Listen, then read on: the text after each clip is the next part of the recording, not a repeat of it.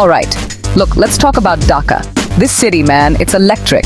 The energy, the people, the food, it's a sensory explosion. A truly vibrant megacity that's constantly buzzing, constantly growing, constantly hustling. But every year, like clockwork, the monsoon season rolls in, and this incredible city faces a massive, watery, and frankly infuriating problem. Severe waterlogging. I'm not talking about a few puddles here and there, folks. I'm talking streets transforming into murky rivers, entire neighborhoods submerged, a city brought to a standstill. It's like Dhaka puts on its floaties, but not for fun. The impact, it's brutal, and it touches everyone. Daily life gets thrown into chaos. Imagine your commute turning into an impromptu boat ride, but without the scenic views, just dirty water and frustration. Businesses suffer, kids can't get to school, and the city's infrastructure, already under strain, takes a battering. We're talking damaged roads, overwhelmed sewage systems, and the very real, very scary rise of waterborne diseases. Dengue, diarrhea, skin infections, they all love this soggy mess. It's a public health crisis waiting to happen year after year, so you gotta ask, right? What is actually going on here? Why does a city so full of life get so systematically drowned? Is it just too much rain? Or is there something deeper, something systemic we're missing? How do we even begin to fix this recurring nightmare? And crucially, who needs to step up? Is it the government? Is it the citizens? Is it a collective shrug while we all buy taller boots? We need answers, and we need them now, because Dhaka deserves better than an annual swim through its own streets. Let's dive in, and I mean that figuratively, for now. So, first up on our list of why Dhaka looks like Venice. But way less romantic is the drainage system, or more accurately, the of a fully functioning one. Think of a city's drainage system like its arteries and veins. They're supposed to carry away the excess, keep things flowing smoothly. But Dhaka's system? It's old, like really old in many parts. We're talking about infrastructure that was designed for a much smaller city, a much smaller population, and definitely not for the kind of intense rainfall we're seeing now, thanks to, surprise. It's like trying to drain a swimming pool with a drinking straw. It's just not equipped for the job. And it's not just that the pipes are too small or too old. Oh no, it gets worse. These drains, the ones that are supposed to be our saviors during the monsoon, are chronically, almost impressively clogged. What are they clogged with? Take a guess. If you said a nightmarish cocktail of plastic bags, discarded food containers, construction debris, silt, and basically anything else people can't be bothered to dispose of properly, you'd be absolutely right. It's a solid waste buffet down there. So, when the rains come, the water hits these blockages and says, nope, can't go through here, and promptly decides to make the streets its new home. Maintenance? That's a whole other can of worms, or in this case, a drain full of them. The efforts to clean these drains are often too little, too late, and sometimes just not thorough enough. It's a Herculean task, sure, but without consistent, proactive, and deep cleaning, we're just putting a band-aid on a gushing wound. The responsibility for this falls on multiple city corporations and agencies, and sometimes it feels like they're playing a game of not it while the water levels rise. This isn't just an engineering problem. It's a systemic failure of upkeep and foresight. Alright, let's talk about what Dhaka to look like. Before it was a concrete jungle gym, this city was blessed with a network of natural water bodies, ponds, calls, lakes, and wetlands. These weren't just pretty to look at, they were Dhaka's natural sponges. They soaked up excess rainwater, acted as retention areas, and provided natural drainage paths, channeling water away from populated areas. Think of them as nature's own sophisticated flood management system. Pretty smart, right? Nature usually is. But then came the boom. Unplanned, often unchecked urbanization. As Dhaka grew at a breakneck pace, these vital water bodies became prime real estate. And what happens to prime real estate? It gets filled. Ponds were filled for high-rises. Khals were encroached upon and narrowed for roads or illegal structures. Wetlands were reclaimed for development projects. We literally paved over our natural flood defenses. Every square foot of green or blue that got concreted over is a square foot that can no longer absorb water. So where does the water go? You guessed it. Onto the streets, into our homes, into our lives. This isn't just some accidental oopsie. This is decades of short-sighted development, often driven by profit, sometimes by necessity, but rarely with a holistic understanding of the environmental consequences. The city's master plans often acknowledge the importance of preserving these water bodies, but enforcement? That's where the story gets murky, much like the floodwaters. We've traded our natural drainage for buildings and roads that, ironically, end up submerged. It's a classic case of shooting ourselves in the foot, or in this case, deliberately flooding our own feet, and then wondering why our socks are wet. Now let's hit the streets, literally. Dhaka's roads, even on a good day, can be an adventure. But during the monsoon, they become a special kind of hell. A significant part of the waterlogging problem is exacerbated by the sheer condition of our roads and the delightful unplanned additions we see popping up everywhere. I'm talking about potholes that could swallow a small car, uneven surfaces that create mini lakes, and a general lack of proper sloping that would, encourage water to actually go somewhere. Instead, water just settles in, gets comfortable, and starts planning its extended stay. Think about it.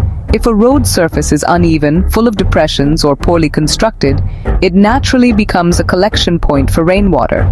These areas of stagnant water don't just make your commute miserable. They prevent the already struggling drainage system from even getting a chance to do its job. The water can't reach the drains if it's trapped in a pothole the size of a jacuzzi. And let's not forget the constant digging and redigging by various utility companies, often leaving behind a patchwork of poorly repaired surfaces that are just begging to collect water. It's like a never-ending construction site that actively works against proper water flow. And then there are the illegal structures and encroachments. Oh boy.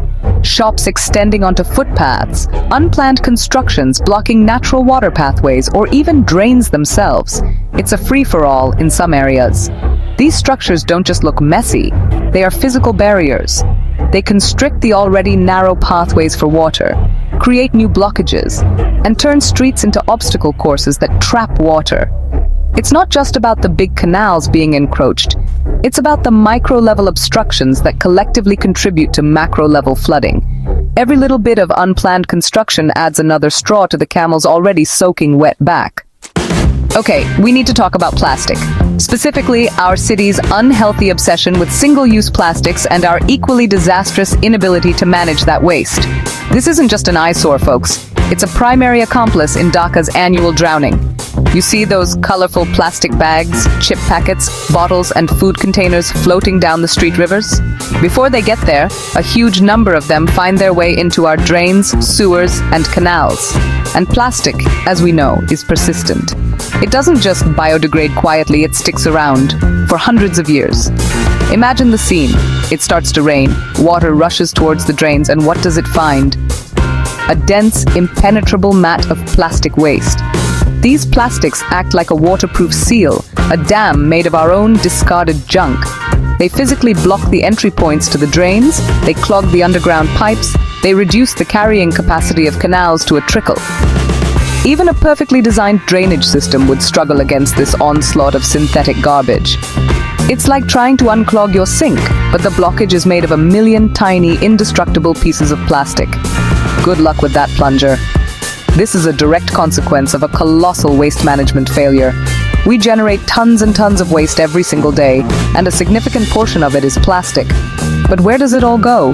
Clearly, not enough of it is going to proper recycling facilities or secure landfills. Instead, it's dumped indiscriminately, on streets, in open lots, directly into water bodies, and of course, into the drains that are supposed to protect us from floods. It's a tragic irony. The very items designed for convenience are creating massive, citywide inconvenience and danger when not disposed of responsibly. We're literally choking our city with our own trash. So when the drains are clogged, the natural water bodies are filled, and the streets are designed to hold water. What's the last line of defense? Pumping stations. These are supposed to be the big guns, the heavy lifters that mechanically pump out excess rainwater from low-lying areas into larger canals or rivers, especially when gravity drainage isn't enough. In a city as flat and flood-prone as Dhaka, these pumping stations are absolutely critical. They are the emergency relief valve. You'd think we'd have a bunch of these all shiny, powerful, and ready to go at a moment's notice, right? Well, here's the not-so-fun fact. Dhaka doesn't have enough of them. For a megacity of this size and vulnerability, the number of functional high-capacity pumping stations is woefully inadequate. Many existing pumps are old, poorly maintained, or simply lack the capacity to handle the sheer volume of water we see during peak monsoon. It's like bringing a bucket to fight a tsunami. You might feel like you're doing something, but the water just keeps on coming. And even the ones we do have, they don't always kick in when they're most needed, or they break down under pressure. And it's not just about the number of pumps, it's about their strategic placement, their operational efficiency, and their power supply. You can have the best pump in the world, but if it's in the wrong place, or if there's no electricity to run it during a storm, which, hello, often happens, then it's just an expensive piece of metal. The coordination between different agencies responsible for operating these pumps can also be a challenge. We need more pumps, yes, but we also need smarter, better maintained, and reliably powered pumping infrastructure integrated into a comprehensive water management plan. Otherwise, we're just treading water waiting for a pump that might not come. So, after all that, it's pretty clear, right? Dhaka's waterlogging crisis isn't some unavoidable act of God or just bad weather. This is a man-made disaster, a complex mess woven from threads of inadequate infrastructure, unplanned growth, and frankly, a collective failure in waste management and civic responsibility. The good news? If we made this mess, we can also unmake it. But it's going to take urgent, serious action, not just from the authorities who plan and build, but from every single one of us who calls this incredible, chaotic, vibrant city home. We need to start making smarter choices. This means demanding better urban planning from our city officials, plans that prioritize drainage, protect our remaining water bodies, and invest in resilient infrastructure. It means holding them accountable. But it also means looking at our own habits.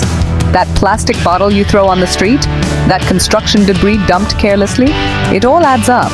Adopting responsible waste disposal, reducing our reliance on single-use plastics, and even simple things like not blocking drains can make a difference. We need a cultural shift alongside an infrastructural one. This isn't just about surviving the next monsoon. It's about building a sustainable, livable Dhaka for the future. It's about ensuring our city doesn't just stay afloat, but thrives. The solutions are there, but they require commitment, investment, and a united front. So, let's start the conversation, let's demand action, and let's be part of the solution. Share this video to spread awareness. Together, we can reduce waterlogging in Dhaka. #SaveDhaka from floods.